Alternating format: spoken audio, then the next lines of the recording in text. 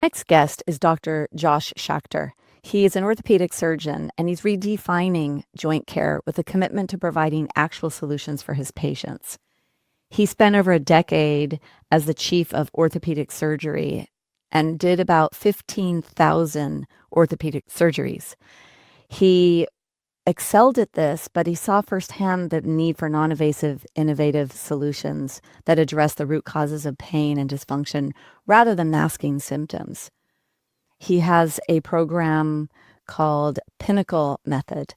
And in this method, he is moving away from the traditional approach of orthopedics to the integrative functional approach so that his patients will no longer need surgery. He has non-surgical solutions using regenerative medicine, and he empowers his patients to take control of their health and regain their quality of life. I think you'll really enjoy this episode with Dr. Schachter. Today, I will be speaking on Stronger Bones Lifestyle to Dr. Josh Schachter. He is an orthopedic surgeon.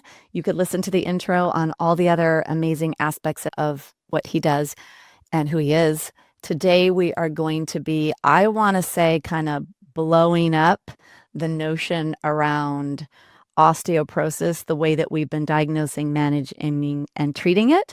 So welcome, Josh. Cannot wait to have this discussion.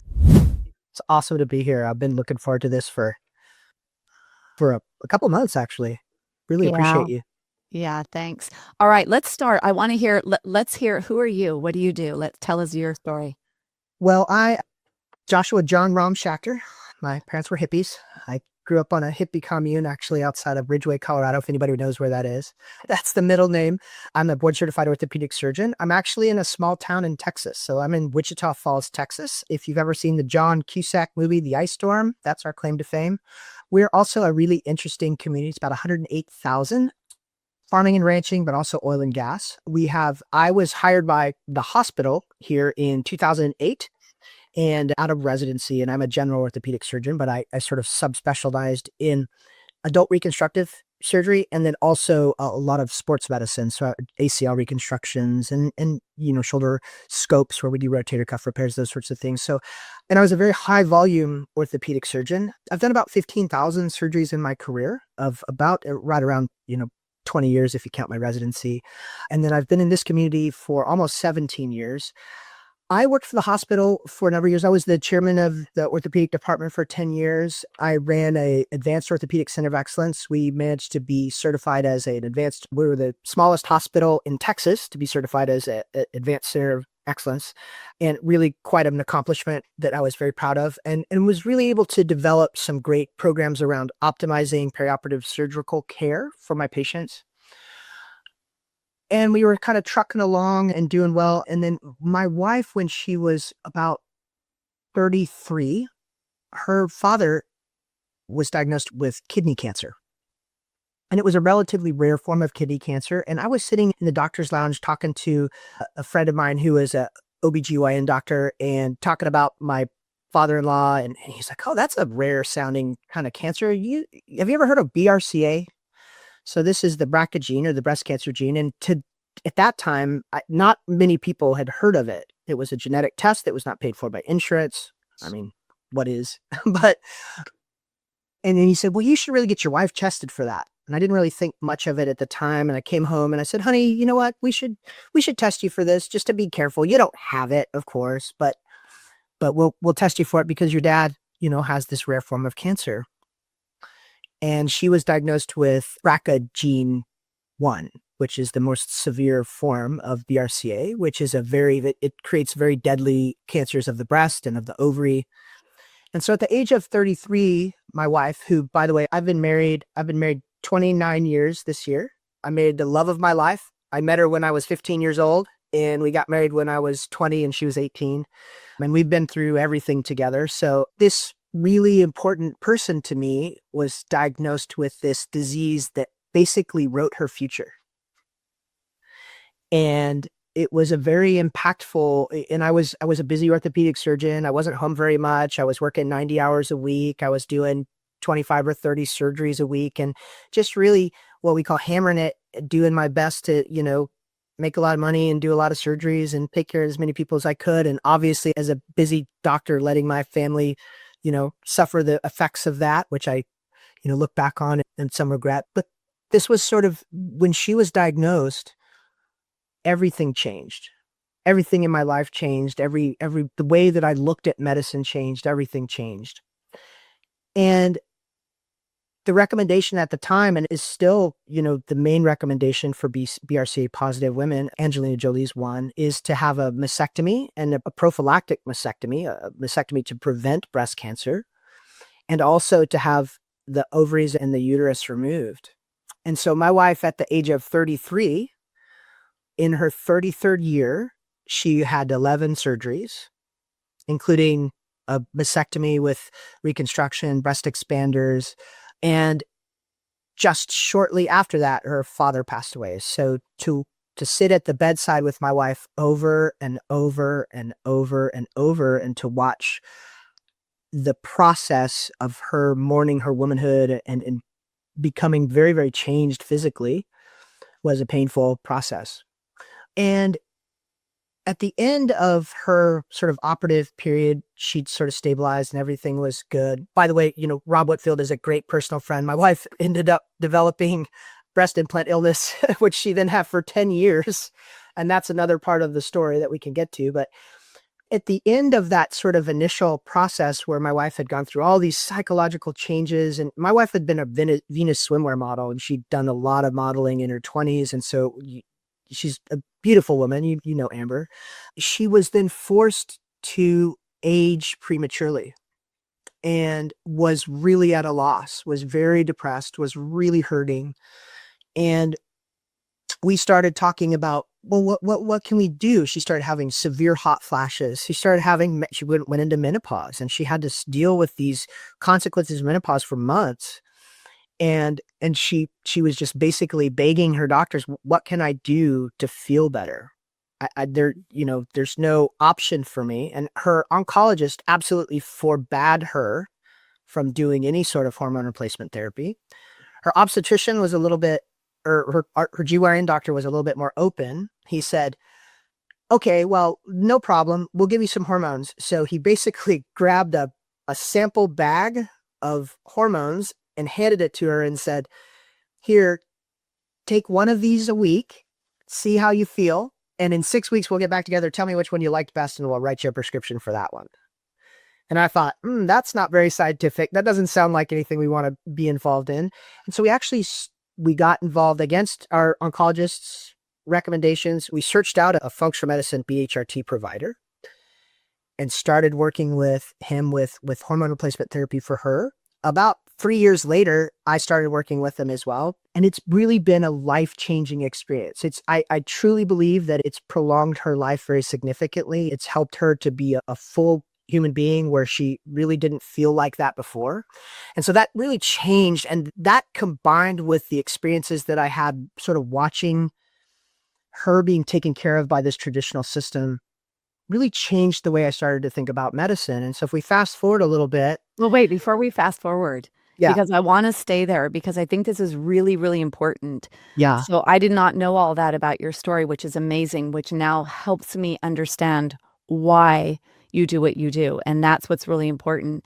But you just used the word traditional medicine and the disillusionment that came to you for that. Yeah.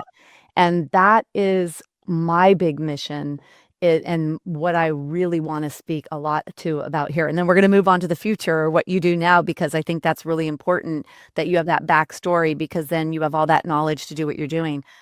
But when you and I were talking off camera, we were talking about the 15,000 surgeries, I think you were said.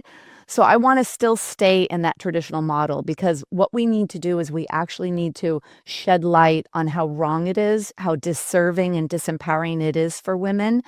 And you mentioned that your experience with what Amber went through.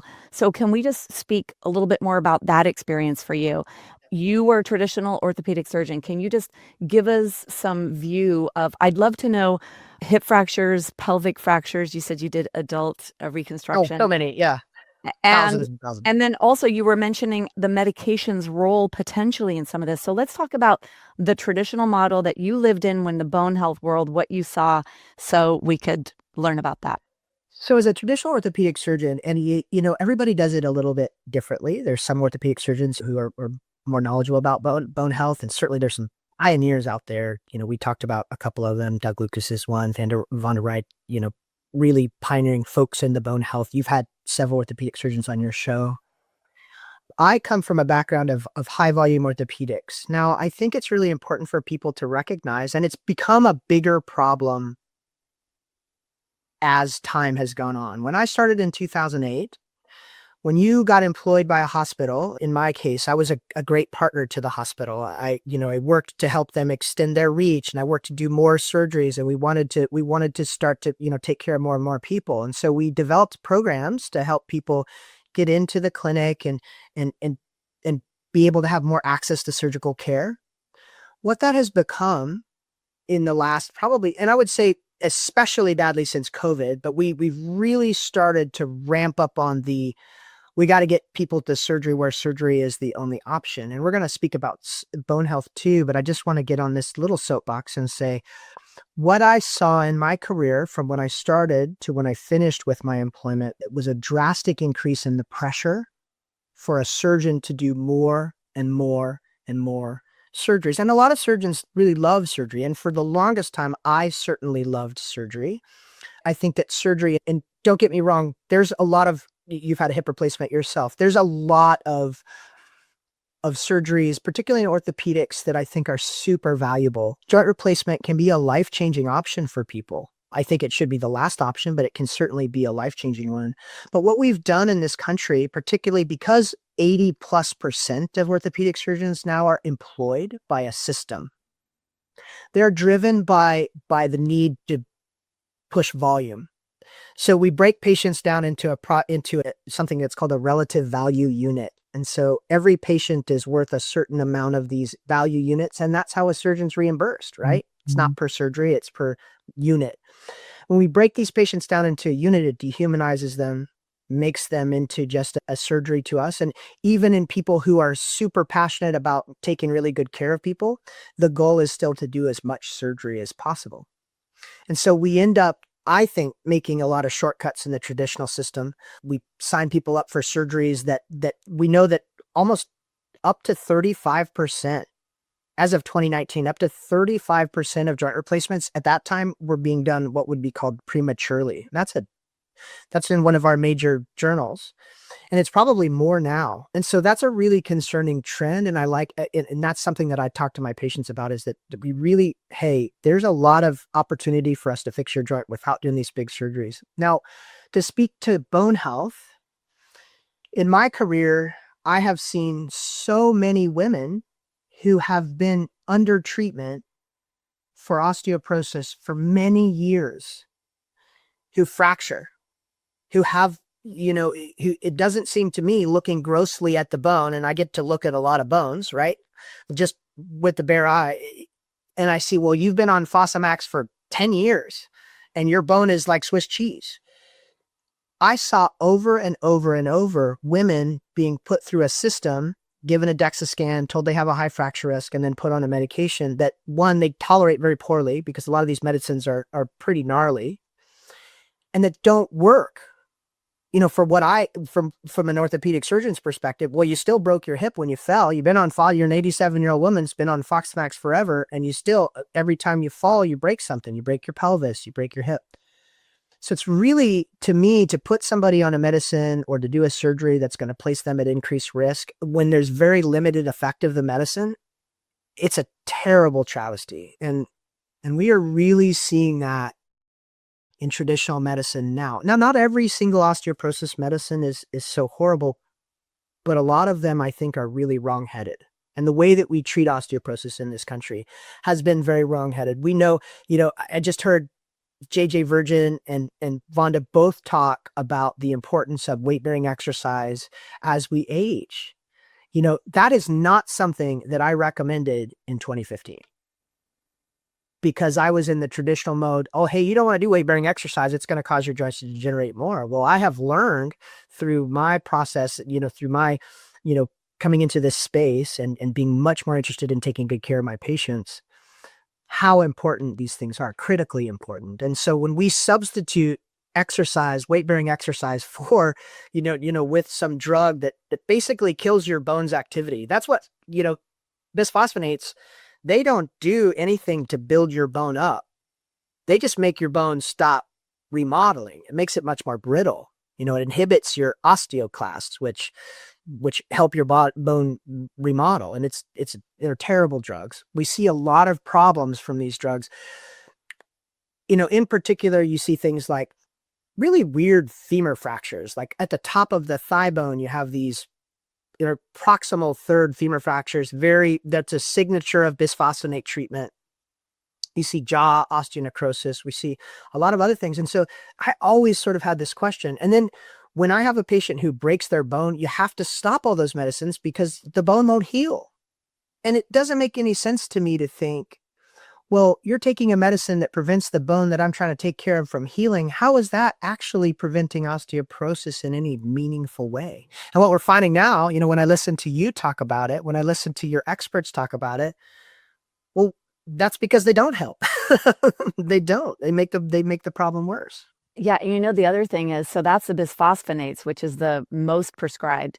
But even the anabolic, the drugs that they came up with to say, okay, well, wait, so we're not going to stop the cleanup or the breakdown. We're going to focus on the buildup. But the problem is it's not physiologically correct. So we're artificially building up bone. And the minute you stop those buildup bones, you need to bring in this terrible drug that we're talking about, the bisphosphonates. And then you're in this vicious cycle. And what I hear from women who are on these, you've got all the digestive issues, you've got headaches that happen, there's all these side effects, and it's wrong. No, it's totally wrong. And it's an industry. Fosamax is one of the most successful drugs in history, right? And something I tell my patients is no drug by itself is going to heal your joint pain, right? No drug by itself is going to heal your osteoporosis either. It's a combination approach. It's a holistic approach. It's an integrative approach. And that's why we call what we do integrative orthopedics, is because we want to use these other measures beyond traditional measures to solve these problems. Right. So where we move then, so we have the traditional, the way that we've done it since the 1990s. Actually, the company that came up with Fosamax partnered with a company that had this machine to look at bone density, and the criteria, there was osteoporosis, and then they had a new diagnosis in 1992 called osteopenia. I know you know these terms, but now they could say 50% of the women over age 50 have these either medical term osteopenia or disease osteoporosis. It was one of the first blockbuster drugs ever. And like you said, still to this day. So that's what we were doing. And really the woman was taken out of the equation. There was no, here, this is what you need to eat. This is how you need to move. This is how you need to think. You need to optimize sleep. There was none of those recommendations.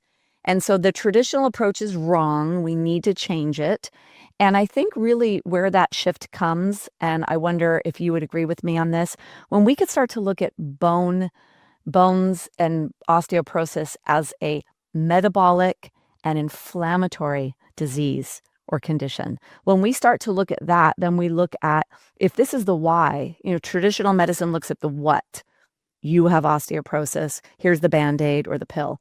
But when you start to look at the integrative approach, which is more the why, the root cause analysis, and if you look at osteoporosis as an inflammatory metabolic condition, that's where all this other wisdom starts to come into the picture. Oh, absolutely. And there are so many overlooked ways to treat this problem that one, they don't have the risks. They have massive benefits. I think the problem is we are so trained in traditional medicine that we need to make a diagnosis and then we need to give a pill, right? I remember very distinctly in medical school having a cardiologist come and talk to us in a talk that was sponsored by the company that made statins, and tell us that statins should be in the water, right? And all of the lunches and no matter, there was always a significant influence, and they get you very young in your career. And so they convince you that you need to make a diagnosis and that you need to give a pill. And the system is set up to now, they don't have time to do anything else. Right. So in a traditional medical office, you go in and you talk to your doctor. I mean, your orthopedic surgeon, if you see your orthopedic surgeon for more than 10 minutes, you lucky. And it might just be their advanced practice provider, their PA or their nurse practitioner. It would, in my practice, you would have been lucky because I saw 50 patients a day and my nurse practitioner saw 30 patients a day. So together we're really cooking. There's not time to sit down and really dig into root cause like we do in functional medicine, like we do at integrative orthopedics.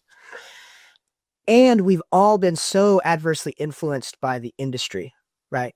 The pharmaceutical companies. And there's certainly life-saving drugs out there, but they are there to make money. I think it's really important for people to recognize. And I think it's important for your viewers and your listeners to recognize that when you go to a traditional office, they're looking for the shortest way to get you out the door with sort of a stopgap measure. These don't reach to the root cause. These don't help change the course of your disease over a long period of time, and they don't help you live better. And a goal of bone health and a goal of musculoskeletal health and treating joint pain should be, how do we help our patients live longer, better lives? Not, I'm going to get you in here, I'm going to do a knee replacement surgery on you, then I'll see you maybe, then I'm going to release you and you're going to go about your business. I want to educate my patients and I want to give them options to live longer, better lives like you do and like other people in this space. And that's what they want. That's what the ladies want. So, okay, so that was the traditional. So moving now into the words integrative. I use the word lifestyle because there's so many pieces. I did my 100th podcast episode and my producer said, "What do you want the topic to be?" I said, "I'm going to do the 100 causes of bone loss." He's like, "Oh my gosh." And there are. So if there's 100 causes, the one pill isn't going to fix it. No. So Oh. what is then the approach? What if we're moving away from the traditional, what is it? Where do we need to look? And because your program, that's what you're doing. So where are the areas we need to look that are going to give us, I don't want to say the most bang for our buck, but are going to give us the most bone for our habits? Right. So in our method, we combine, so I focus, obviously I'm an orthopedic surgeon. So I focus, our entry for people is joint pain. And you would be surprised at how motivating joint pain can be for lifestyle change. So all the orthopedic surgeons out there listening to this, hey, it is an amazing way to motivate your patients to change. Our goal is to take joint pain and heal it using the body's own ability to do just that, right? So we use advanced orthobiologics treatments like PRP, bone marrow aspirate concentrate, which it's not, we shouldn't call it stem cells. They're one word for those types of cells, mesenchymal stem cells. So bone is a powerful healer as well, the cells that we can get from the marrow. We can use other types of progenitor cells that can become other things. Stem cells is sort of the layman's term for these. And then we augment those using both physical and then also metabolic means. So it's really important when we're doing any sort of regenerative medicine or a procedure, or we're trying to heal our bones or our joints, that we optimize the metabolism. So we focus on nutritional optimization. We focus on gut health. We focus on the hormone axis, right? Hormonal optimization is critical for bone and joint health. And then we want to really reduce environmental toxins. So we want to educate. We want to give our patients opportunities to use, we use nutraceuticals, we use peptide medication, we use peptides, we use these direct interventions. And then we really want to supercharge those. And what we found is that when we use PRP, when we use bone marrow aspirate, when we use, lipoaspirate or fat cells as stem cells, if we can optimize the metabolism, if we can reduce metabolic inflammation, if we can deal with these things, if we can start to develop a community and work on mindfulness and really teach our patients how to live better, shocker, but our treatments work that much better, like 100% better. So if you just go in and you get a PRP injection, I mean, it's a pretty powerful treatment. It's pretty magical. It's much, much better than a steroid injection, which damages your joints. But when we combine that with something as simple as an anti-inflammatory diet, it becomes about 50% more powerful. When we combine that with gut optimization and we decolonize your bad bacteria, we take out H. pylori, we decolonize you from, a lot of people have candida or other types of, leaky gut. There's all kinds of problems with the gut. Then it becomes even more effective. And then when we add hormonal optimization, all of the joints get better. It's pretty magic sauce. And that's what we've been working on. Yeah, so I'm interviewing an orthopedic surgeon, and the questions I'm going to ask you right now are about BHRT, which typically you probably wouldn't even think that. So, for those listening, if you don't know what BHRT, bioidentical hormone replacement, which means the hormones being used are natural. And so, I would love for you to speak to that piece because I think you said that that's one of the first things, and especially given your history with your wife and all your knowledge there with cancer, potential cancer, and all of that. So, if you could speak to that, because I do think that that is the number one preferred method or prescription in the functional medicine space when it comes to bone health. I think it's the number one because it's so powerful.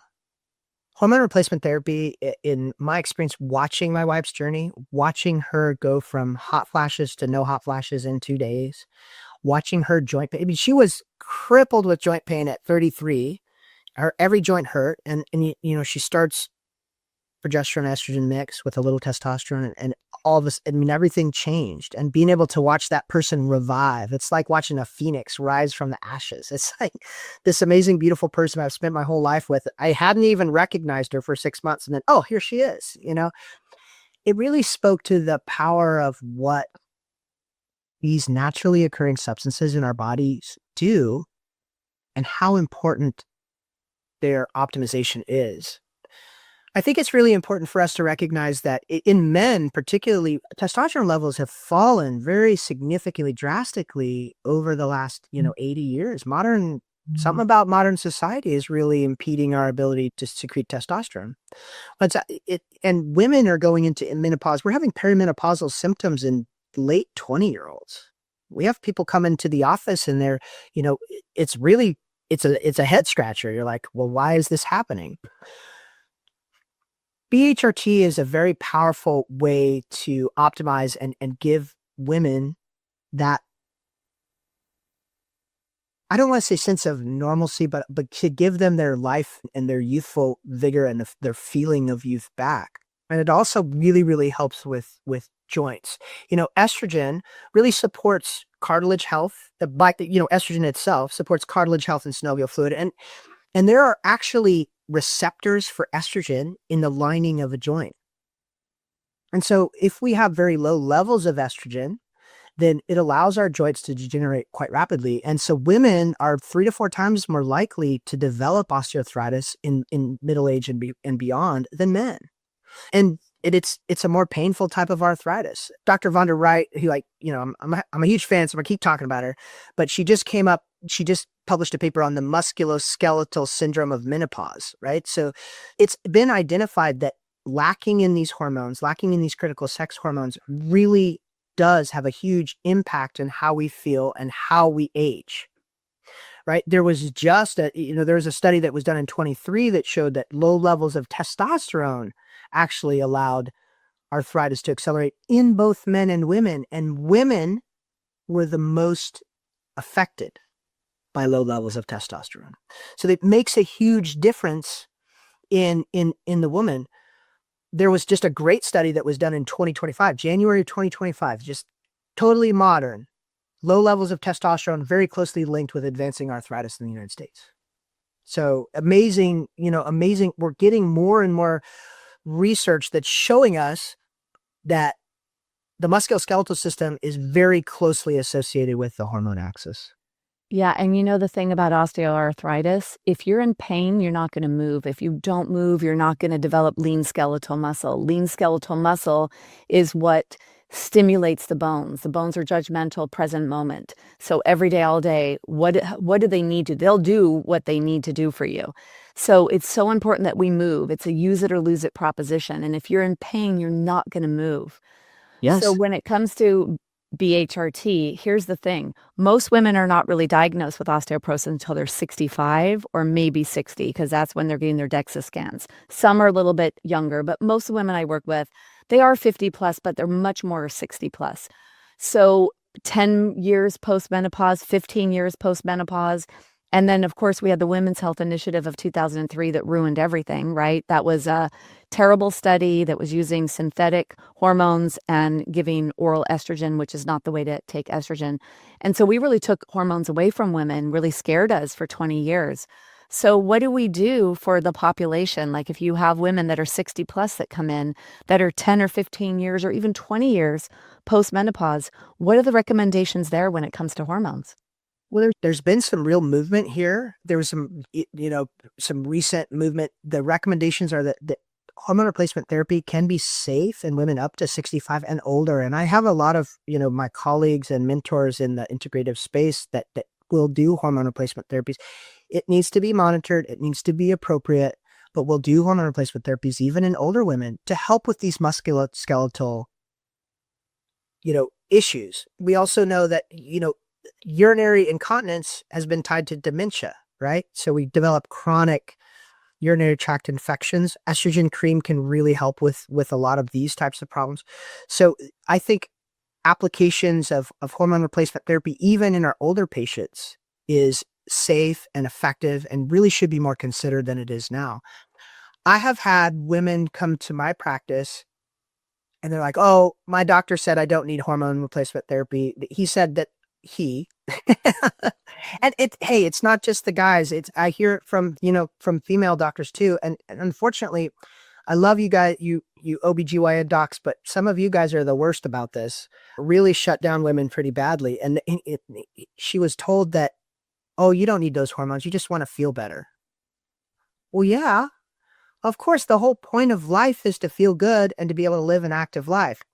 So yes, even after age 65, hormone replacement therapy can be an option. Do we need to be as aggressive? No, but we can certainly make a huge difference. And there's even, there's been explorations into testosterone hormone replacement therapy in women who are older because it helps with bone quality, because it helps with muscle quality. There are receptors in the bone for hormones, right? There's receptors for estrogen and testosterone. Both of them can be very beneficial to bone health. Yeah, and that is really the messaging. But what's so hard? I just had a conversation with someone yesterday about this. She's going to a traditional doctor. That she's on, her cholesterol's 151 and she's on cholesterol meds. I know, because cholesterol, that was another thing that we basically have done things wrong traditionally for a long time. Cholesterol is a precursor to hormones. So we're talking about how great hormones are. We need cholesterol because it's what creates our hormones. It builds them. So, and she goes to this doctor, this doctor, this doctor. It's this medication, this medication. They want to put her on bone meds. She had horrible experiences. She was doing an injectable, I think Prolia, and it was crazy. But she goes to a person who just isn't educated in the new approach and the way to manage this. There's not that many doctors like you that are doing what you're doing. And so it's really hard. You're in Texas, you're in your town, but women, this needs to be out there more. More doctors need to hear this. And especially when it comes from another physician and there's science and research to back it up. Because it's really sad for me to get on a conversation with a woman that is so confused, doesn't know what to do. And the endocrinologist, the gynecologist, they're all going to give her the same recommendations. The orthopedic surgeons with the next cortisone injection that gets her to go maybe 3 more months. And I try to tell her, wait, look how you're standing. You have your shoulder joint so forward in that capsule. You're pulling on your rotator cuff. You are compressing that joint, pinching on nerves. You're not free flowing in your body. And so that's a temporary Band-Aid solution, 3-month fix, 3 months fix. Yeah. So this is what we want to hear. This is the new method, the new approach. And steroid injections, anybody who watches anything that I put, out, steroid injections are the devil.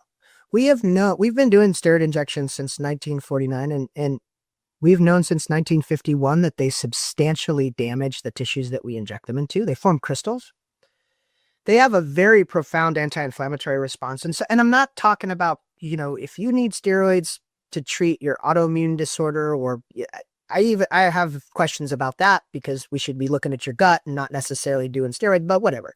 Steroid injections for musculoskeletal medicine are horrible. It is a terrible treatment. It does help, and it really, I feel like steroid injections at this point, they give you a very short term. Most steroid injections have been shown to last about 3 weeks. I mean, we tell people 3 to 5 months, but it's really about 3 weeks. And there are very viable alternatives to steroid injections that are much safer and much healthier for the joint. How about we start to work on the root cause? How about we start to work, with the body's ability to heal itself rather than give a medication into a joint that damages it in the long term? Steroid injections, if you give more than two in a calendar year, have been shown to progress your arthritis for up to 20%. And if you're one of these more vulnerable patients, for instance, if you're one of these women with, let's call it inflammatory bone disease. I love it. Has anybody named it that? Let's name it. Let's name it. What we call it, inflammatory bone disease. Yeah. Well, Okay. it's your name. You told me, so we'll share it. But if we have these people with these that are very vulnerable and we inject their joints with this very toxic substance, it is not a great situation. It causes their arthritis to rapidly progress. It also increases their risk of infection. I have a 65-year-old woman that I'm helping right now who I had seen her about 6-8 months ago, and she had knee pain, wonderful woman, but she's about 80 pounds overweight. And we talked about health. We talked about the integrative approach, and we talked about how, steroid injections are not a good idea for her knee. We should do, regenerative therapies. We talked about PRP. And in this case, we actually talked about bone marrow aspirate because that's more powerful for the more arthritic joint.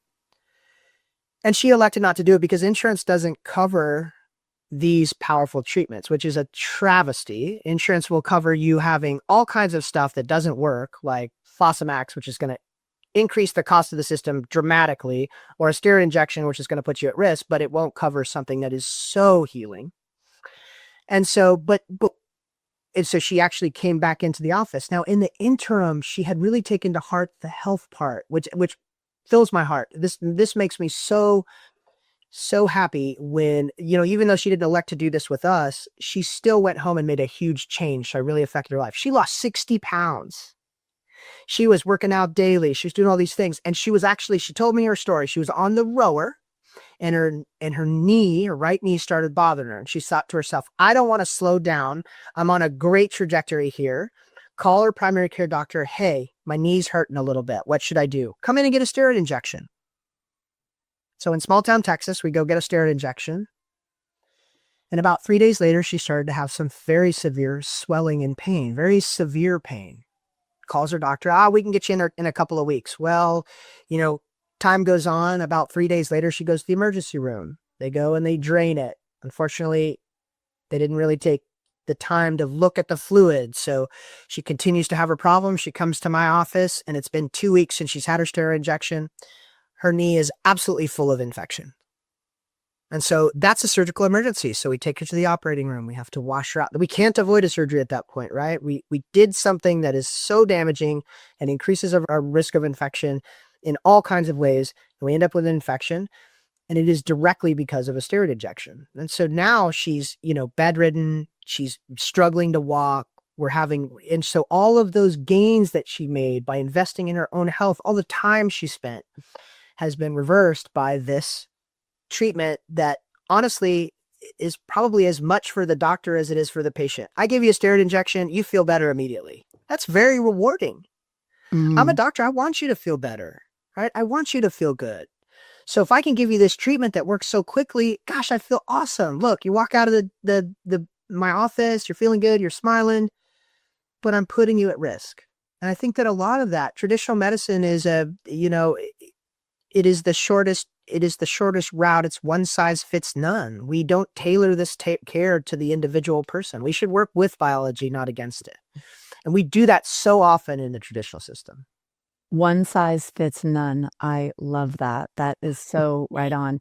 Okay, you mentioned earlier about the gut. Can you talk about the gut, the role the gut plays? I mean, especially when it comes to bone health and joint, because joints are bones, right? That's where the bones meet. And when we're talking about healthy aging and happy, active aging, it's all about bones and joints. Because if those are not functional, then it's very hard for us to be confident to live a big life. So can you speak about the gut connection? And this is really fascinating to me, and I'm learning so much about this. And this, it's so fun because, and there's so much data coming, there's so much wonderful research coming out that is just flying in the face of what we learned in medical school, what we learned before. And the gut, I think, has been an eye-opening experience for me, in the, learning more about about integrative care and functional medicine. The gut is about 70% of our immune system. The gut and its bacterial load and balance is very closely related to our mood. Depression has been linked with leaky gut and bacterial overgrowth, and dysbiosis is what we call it. And I've had this conversation with some GI friends, and they just totally don't believe in leaky gut. It's just fake. It's blah, blah, blah. Well, I'm sorry if you don't believe in leaky gut. Leaky gut believes in you. And it is a huge problem, particularly in a country like the United States, where our food industry is actively working to kill us all the time. They have placed massive amounts of sugars. What is it? 16 pounds that the average American will eat in a year. It's nuts. Massive amounts. And these highly processed foods really damage the lining of your gut. They're toxic. We oftentimes have very severe bacterial overgrowth. And what happens is the lining, in my basic understanding of these cells, is the lining of the gut. These cells should be tight together. And what happens is the lining of the gut becomes damaged, and it allows toxins from our very poor diet to enter our blood, which are pro-inflammatory and stimulate all sorts of inflammatory processes. Now, it's really critical for people to understand that your bones and joints are growing and changing all the time. They're very responsive to the what's in your blood supply, what's in the blood, right? And so if we're taking in so many toxins into the gut, that's then leaking into your bloodstream, then that's getting into your bones. It's causing an inflammatory response in your bones. It's causing an inflammatory response in your joints, and it's making joint pain worse. It's really interesting that we'll put patients on an anti-inflammatory diet.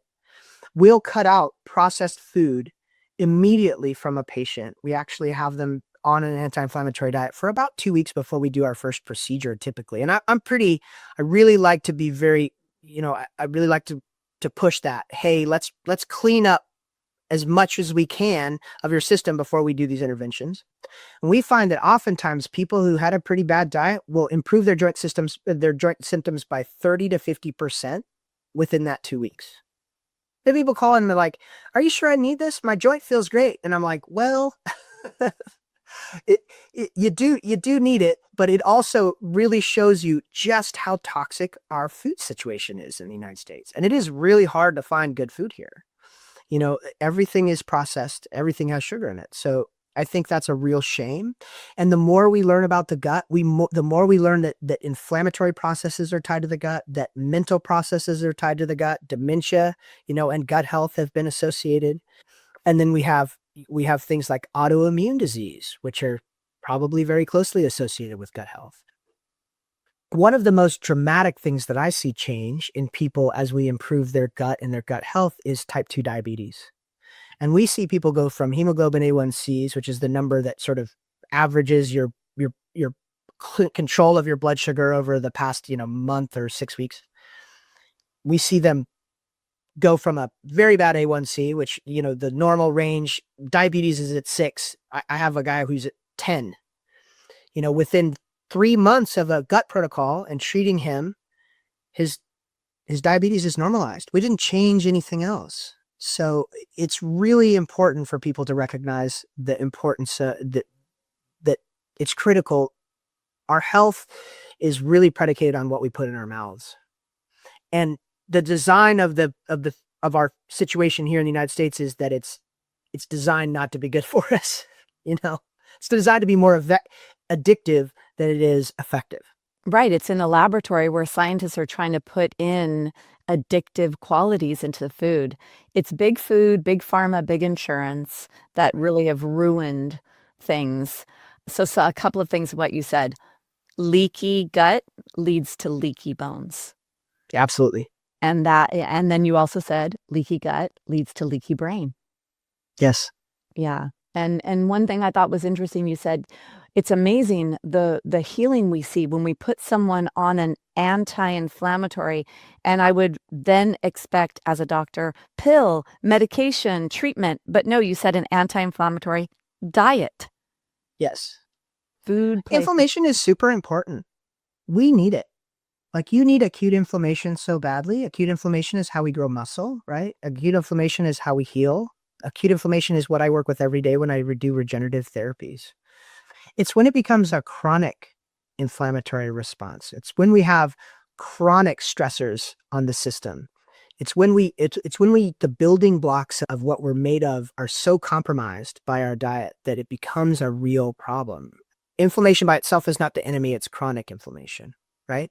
And low levels of inflammation are something that we can measure in people, and we see it all the time, and it is as simple as changing what you put in your mouth. Mark Hyman, I think is so brilliant, and he's been talking about this for so long, and people are finally starting to listen, and I love to see it. It's really wonderful to see more and more people talking about how important our diet is, right? And an anti-inflammatory diet is pretty straightforward stuff. What is it? Tell us. Well, it's a whole food diet. You cut out these processed foods and you eat fruits and vegetables, and you make sure that you have as much protein as you need, right? So what are some of the bigger things to remove from your diet with anti-inflammatory? Well, you want to remove rancid oils. You want to remove anything that's, if it's chips, you shouldn't eat that. You also want to look, and if the second ingredient is high fructose corn syrup, or the first is, and it has 6 or however many grams of sugars in it, that's not good for you. That's probably the simplest thing. Highly processed foods are very dangerous because they are designed. I have a friend who's is a chemical engineer and works in a food plant, and I don't want to get sued, so I'm not going to say what food plant it is, but in the United States, our foods, the threshold for toxic ingredients in our foods like arsenic and mercury and a lot of other crazy things that I, as an orthopedic surgeon, can't even pronounce, are in our foods. And our levels are like 8 times what's allowed, or even more, what's allowed in Europe. If anybody has gluten sensitivity and they go try and eat pasta in Italy, I would strongly encourage you, go have the bread, eat the pasta, you'll be fine.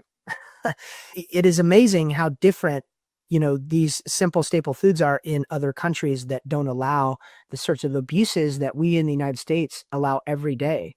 And so cutting out, anti-inflammatory diet, we try and take out gluten. We try and take out, depending on what they're more sensitive to by history. And we also do GI mapping, and we look at food sensitivity testing, but we, cut out those things that they're sensitive. Pro-inflammatory foods can be like tomatoes and peanuts and that sort of thing. But really, if you change somebody from a processed food diet to a whole food diet, it's going to make a huge difference. Yeah, it does. It really does. And what's really great about what you're saying, so I do the anti-inflammatory diet as well, and I take everybody off of, I call them bone dissolving foods, and bone dissolving foods are anything that triggers inflammation. So gluten, dairy, sugar, and then alcohol, because that's going to really mess with your glutathione, which is it's going to get involved with the liver. But it really is the processing here, like you said. So women there's a real struggle for women to give up these foods, although then they don't have joint pain when they didn't even know they had joint pain. Or that's what I love. I love when I meet someone in a session like a month or 2 later, and they are removing foods from their diet, and then they'll say, "Oh, I no longer have gut issues." And I look through their papers. I'm like, "But you never said you had gut issues," because they didn't know they had gut issues, or they didn't know they had joint pain until they didn't have it anymore. Right. Imagine if you could get out of bed in the morning without that pain. And it was as simple as, you don't need to eat that, processed thing that, the ice cream, we got to cut it out. And let's not go crazy. I'm not an all or nothing type of person. I think that abusing yourself with a diet is probably not the greatest way to do it from a psychological perspective, because remember, cortisol is important too. We don't want to overstress ourselves by the diet. I think there's ways to diet that are unhealthy, but there are big movers in our foods that make a huge difference. And I think gluten is a big one. And I think dairy can be a big one, depending on what type of dairy you're having. I'm a whole milk guy. I get it locally here. I'm not It's not even pasteurized. And it's, it's wonderful. But it's grow like the cows are right down the street from me. So, but these foods that we, think we need so badly, we don't, right? And then a big one for me is alcohol. When I stopped drinking a year or so ago, it made a huge difference in how I felt. And I felt like I was already pretty optimized. Yeah, because it affects the liver, and I try to look for research on alcohol, and I don't know that there's a lot of research for when it comes to bone health. They do say 3 or more drinks, and they were looking at alcoholics, and of course, anything in excess is gonna affect everybody's system, but you're more likely to fall if you are a little tipsy. But yeah, the thing about alcohol is, and I learned this, I did an interview with a compounding pharmacist, and he said 1 alcoholic beverage wipes out your entire glutathione production. And energy. Like if you need these things to run your cells. That's the fuel of the cell. And we tell people, we do NAD and we do a lot of IV therapies. And so we do NAD infusions on people who would want to optimize. You really need that fuel for your cell. 1 drink and you might as well have, thrown that money down the drain because it's gone. It's really toxic to your cells and the way that they function, even small amounts of alcohol. And I used to be one that was, big into the red wine, but we have supplements now that can, nutraceuticals that can give us the same benefits without the alcohol. And so I recommend those to my patients now. So in your program that you do, we've spoken of some of the different pillars of it, right? You talked about the BHRT and the diet plays a role, the gut plays a role. Anything else you'd like to say about, you were talking about healthy joints, healthy aging, having how people can live, like I was trying to think, like it's all about healthy aging and pain-free. And I think one of the things you said to me is that you're trying to get people to not need surgery, right? Isn't that kind of one of Yeah, your goals? exactly. So that's a big change for me because I, used to be really motivated to do a lot of surgery. I think one of the most important things for us to do is to start supporting our joints metabolically and physiologically at a younger age. That critical age of 35 to 45. That's a really critical age for your younger listeners. Really start to think about your health and how you want your health trajectory to be in those years, because the more you can build in those years, the more sustainable it is as we age. It's never, ever too late to start. Right? It's never too late to start thinking about your health and longevity. Your joints are very tied to your longevity because they're tied very closely to your mobility. And so what we want to do with joint health in particular is we want to support the metabolic system. So we want to reduce inflammation and leaky gut, right? We want to give you the building blocks to repair your joints if they're damaged. We want to, hopefully prevent you from downstream problems like needing a joint replacement. And that can start relatively young. And there's, another sort of wrinkle in this whole picture is, and then we're going to this is a little off topic, but we're doing surgery on younger and younger people. Like, right. I did thousands of surgeries on kids in their teens. What's the consequence of that? Those people really do need regenerative therapies probably in their 20s and 30s to prevent them from needing to have a joint replacement in their 40s and 50s. We're also looking at we used to be, we wouldn't do joint replacements on people who are younger than about 60 or 65. And now the average age is in the 50s and younger. There are people in their, late 30s, early 40s that are getting joint replacements. Well, that's a metabolic load. That's also a joint that doesn't feel natural. It doesn't interact with your system in the same way as your native joint. So preventing those surgeries and preventing, having major surgery over and over is not good for you.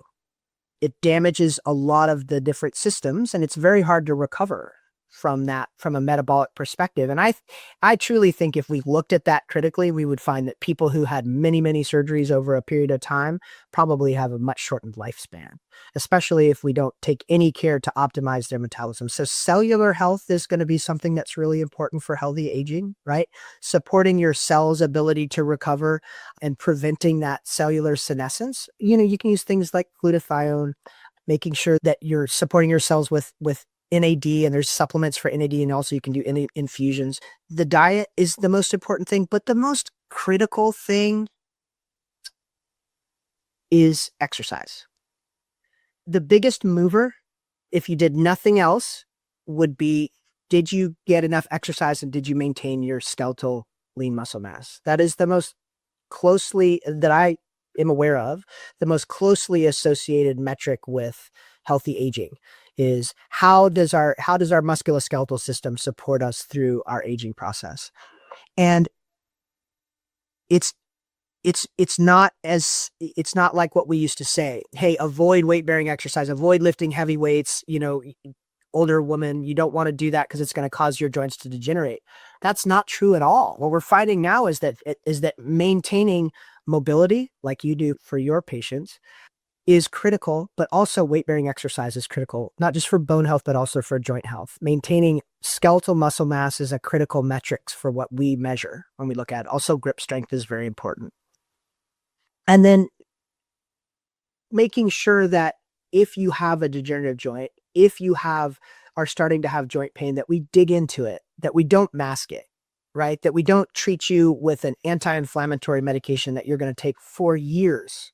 That's exactly what Big Pharma wants. They want you to take Celebrex for the rest of your life.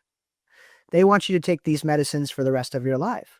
And if we're doing treatments like steroid injections, which are damaging to your joint, it's accelerating you down that path and we're going to end up with surgery. We're going to end up in that situation where you're going to be compromised. And if we're doing surgery on you when you're in your 50s, these joint replacements do not last forever, right? I'm sure that you're aware that your hip is, you can support that hip. You can make sure that it's as healthy as possible, but it is now man-made, right? And those materials will wear over time. And our longevity in joint replacement, we say it's improved. We have a lot of different ways, sophisticated ways to put joint replacements in, but at the end of the day, it's a piece that's going to wear and wear out. And so if you're having a joint replacement when you're 50, you're probably going to need a joint revision when you're 70.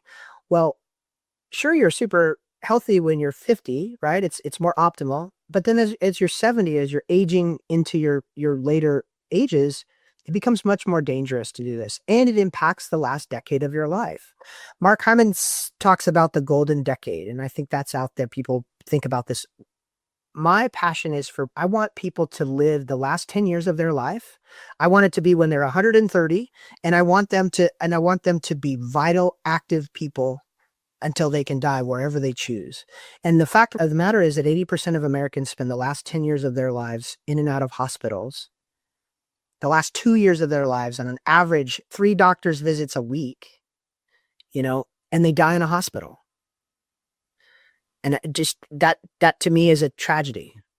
I think it's a real shame that we call ourselves this, this developed country, and yet we've allowed our industries to damage our health so badly. Yes, we have. That's why it needs to change. And for me, it's Absolutely. bone health, which you're in the bone health world, and everything that you've spoken about. Well, it's not all lifestyle based, but so much of it is lifestyle based. It's regenerative medicine, it's functional medicine.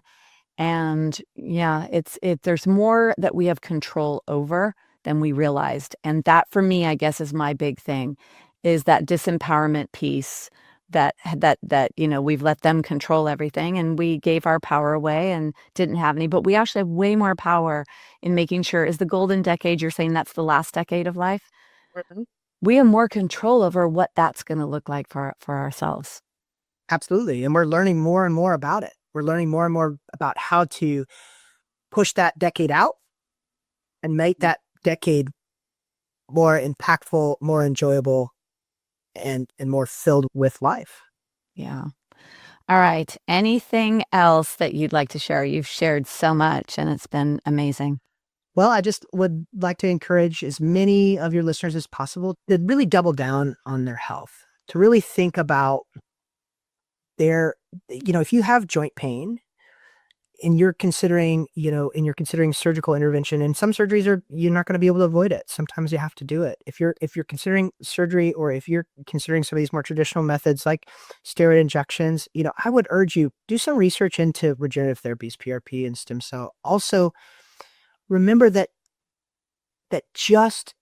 and you can search anti-inflammatory diet. ChatGTP is an amazing resource and we'll tell you all about this. And you can go on and you can change your own life with these resources. And if you need help and you're in Texas, come and see us. We have people that fly in from all around the world now to come to little old Wichita Falls. It's really been fun, but we're happy to see you. If you can tolerate coming to Wichita Falls for a couple of days, we'll get you going in the right direction. I think that using resources like you provide and information that you give that's so essential, and the people that you talk to in the community that you're involved in, I think it's really amazing. And somebody coming from the traditional world of medicine, it's been so eye-opening and so joyful for me to really learn, hey, I can actually be a good doctor. I can actually be a physician and help people heal. And that people have the power to heal themselves in a lot of ways with some very, not necessarily easy, but very simple modifications. And it doesn't become that big a sacrifice when you feel a lot better. Yeah. Those are doctor's orders. That's right. That's a prescription. I'll write it down. Yeah, well, that is what we want. That's the kind of prescription we want because we're involved in that prescription and we haven't been traditionally involved and we want to be involved. Absolutely. Well, thank you so much for speaking with us today. It's my pleasure. Anytime. Yeah. And I'll have information in the show notes on where they can find you when they are in Texas to come and find you. Absolutely. Happy to see anybody. Yeah, thank you. Thank you. Thanks for joining me on Stronger Bones Lifestyle. Are you ready to take charge of your future? For show notes, resources, and information on my programs, please visit DebiRobinson.com. If today's episode empowered you, be sure to subscribe, leave a review, and share it with someone who needs it. Together, we're building stronger bones and stronger lives. Take care, and I'll see you in the next episode.